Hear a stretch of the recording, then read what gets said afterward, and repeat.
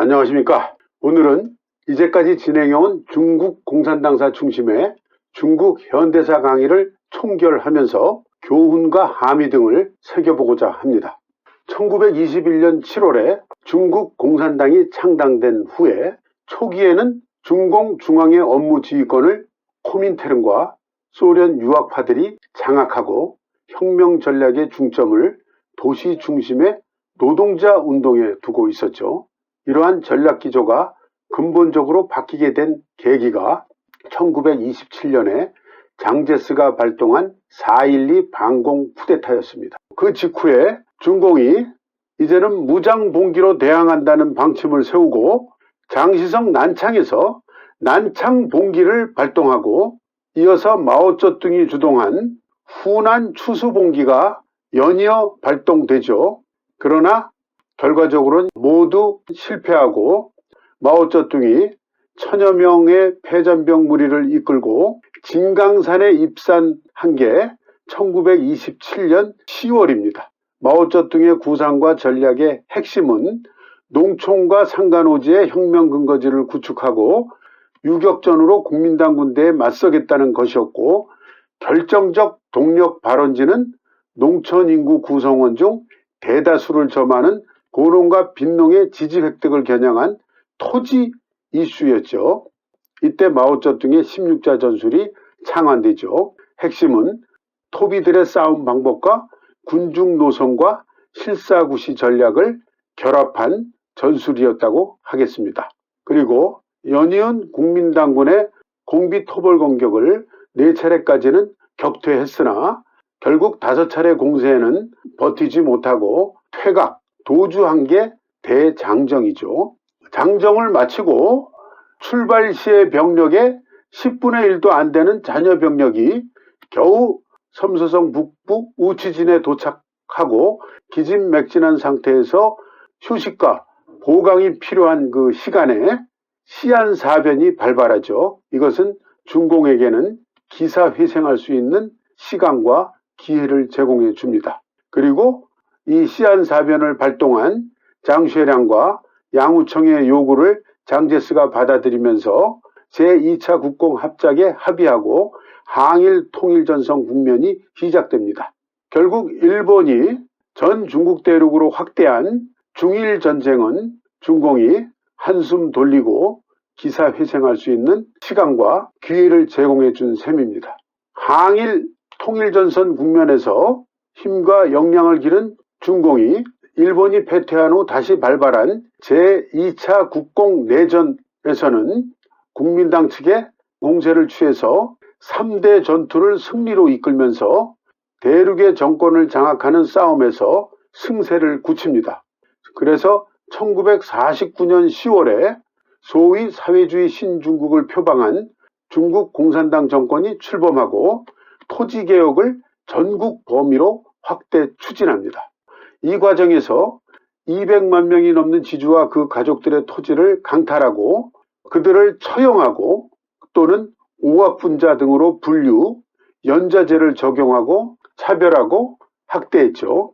중공은 그 같은 폭력을 행사하면서 농민 중 대다수를 점하는 고농과 빈농들이 보다 잘 살 수 있는 사회를 건설하고 공고히 하기 위한 혁명투쟁 과정에 불가피한 조치라고 합리화하고 선전하면서 당당하게 진행합니다. 그러나 농민들이 무상분배받은 토지의 소유권 등기를 하고 난 후 채 3년도 지나지 않은 1953년부터 합작화와 인민공사 체제 전환 추진이 시작됩니다. 토지를 포함한 모든 생산수단이 국공유로 전환됩니다. 즉 도시토지는 전 인민 소유, 농촌토지는 촌민 집체 소유로 바뀝니다. 이렇게 되니까 중국 농민들의 입장에선 가슴에 품고 있던 토지 소유권 그 등기부 대장의 잉크 냄새와 온기가 채 가시기도 전에 그 토지의 명칭과 형식만 바뀌었을 뿐이지 다시 공산당에 무상 몰수당한 셈이 된 겁니다. 이어서 초급 및 고급 합작사 그리고 인민공사라는 이름의 운동의 물결 속에서 매일 호각 소리를 듣고 집합하고 집단 농장에서 집단 노동한 후 매일 매 끼니마저 공동식당에서 정해진 시간에 집단으로 함께 먹어야 하는 일상을 살아야 했습니다. 봉건지주하의 소장농 농노처지에서 해방시켜준다고 그래서 그런 줄 알았는데 통치 주체가 공산당으로 바뀌었을 뿐이지 생산대 촌락을 사회 및 공간의 기본 단위로 하는 수용소 같은 공간 안에서 죄수 또는 국가 노예와 다를 바 없는 그런 처지가 된 것입니다. 능력에 따라 일하고 필요에 따라 분배받는 지상천국, 이런 아무짝에도 쓸모없는 추상적이고 공허한 구호들만 난무하면서 실질적으로는 점점 개인적인 자유도 인권도 그리고 배조차 골아야 하는 그런 처지가 된 것이죠. 중공이 선전한 공동식당이라는 것도 아침부터 호각소리 듣고 집단으로 노동한 대가로서 모두 모여서 밥 한 끼 먹여주는 겁니다. 그 밥이라는 것도 각자 집에서 자기가 해먹으면 알아서 맛있게 가족끼리 메뉴도 적절히 바꿔가면서 그 식사를 할 텐데, 이건 공동식당에서 정해진 메뉴로 마치 군대 짬밥 여러분 상상해 보시면 알지 않겠습니까? 겉으로는 공동식당에서 밥 먹는다, 공짜로 먹는다, 면페이 추판, 이것이 이상사회고 천국이다. 천국은 무슨 개뿔 같은 천국입니까? 그런 천국을 누가 원합니까? 마오가 영도한 중공은 좌경모험주의 노선인 대약진을 거칠게 추진하다가 대실패와 대파탄을 초래합니다. 적게 추산해도 3천만 명 이상의 농민들이 기아 상태에서 굶어 죽었고, 아사를 면한 인민들도 농촌이고 도시고 가릴 것 없이 춥고 배고픈 문제, 이 춥고 배고픈 문제조차 해결 못하고 갈수록 헐벗고 굶주린 상태로 되어갑니다. 봉건 왕조 시절이라 해도 3천만 명 이상이 굶어 죽는 이런 정도 상황이면 대재난인 것이죠. 중공 내부에서도 이러려고 우리가 지주와 부농들을 그렇게 모질고 잔인하게 학대하고 죽였단 말인가 라는 자조와 탄식이 나왔습니다. 그러나 마오쩌둥은 자신의 권력 기반을 흔드는 이 같은 국면을 벗어나기 위해서 스스로 문화대혁명이라 명명한 대동란을 발동하죠. 결과는 문화와 혁명 모두를 능멸하고 파괴하면서 당을 사당화해버리죠. 이 같은 좌경모험주의 신념과 확증 편향, 선동에 휩쓸린 광신도 홍위병들의 사고와 행위, 그리고 그로 인한 해악, 이런 것들이 진행된 과정과 결과를 우리가 어떻게 이해하고 어떤 교훈을 도출해야 할 것인가 하는 점이 제가 이 강좌를 준비해서 진행한 중요한 동기이자 목적이라고 할 수 있겠습니다. 1959년 무산에서 펑도하이가 직언으로 지적했고, 그 후에 진행된 상황과 경험을 통해서 이미 역사적으로 검증되었다고 할 수 있죠. 좌의 문제는 폐쇄적 자기 확신과 확증 편향 속에 추진하는 맹동주의에 있고, 전체주의 노선을 추구하면서 자기와 생각이 다른 타인의 자유와 인권을 억압하고 탄압합니다.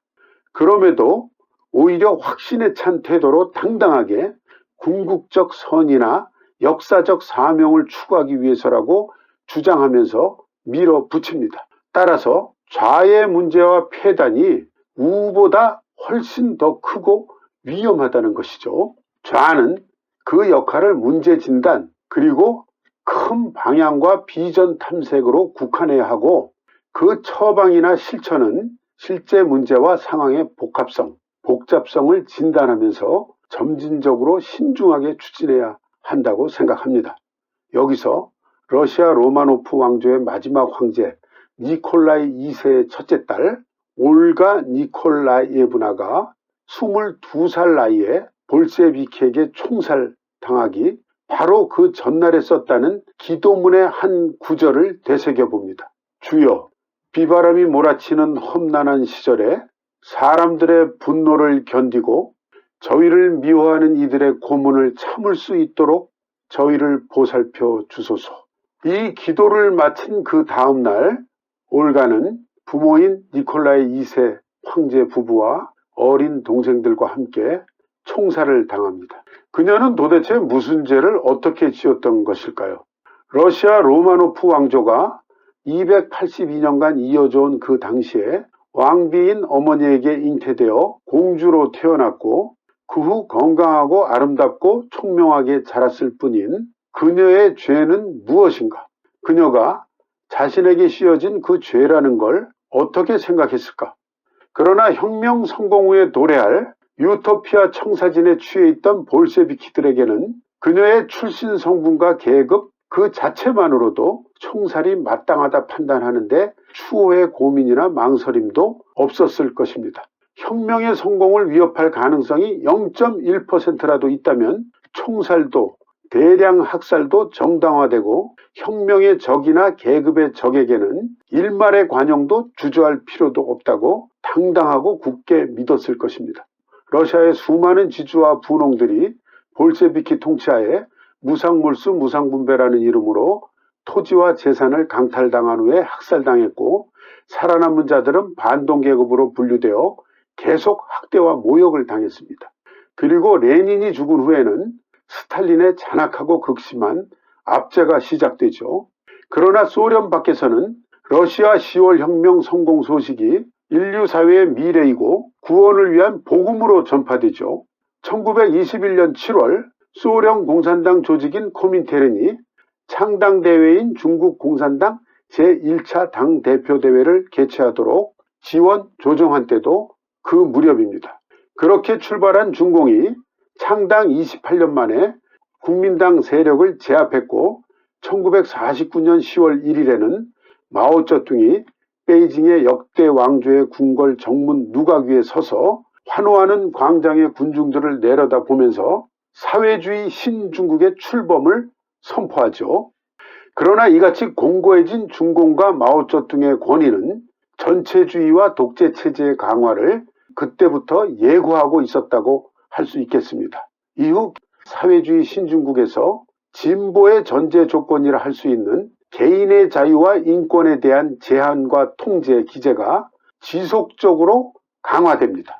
결코 역사적 전환기와 격동기에 진보적 사상과 그리고 혁명과 이념, 신념을 위해 희생한 이들의 열정과 헌신이 인류 역사 발전에 기여한 바가 있다는 점을 부정하거나 그 의미를 깎아내리고 싶지는 않습니다.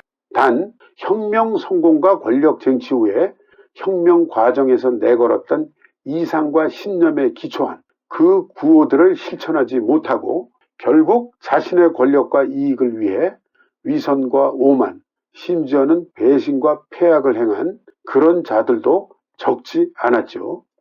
이 강좌가 당시의 역사적 소용돌이에 말려들어 희생된 분들의 영혼을 위로하고 좌우, 보혁, 진영 구분 없이 그분들의 꼭 하고 싶었던 말의 한 조각만이라도 대변해 줄 수 있었기를 바랍니다. 감사드립니다.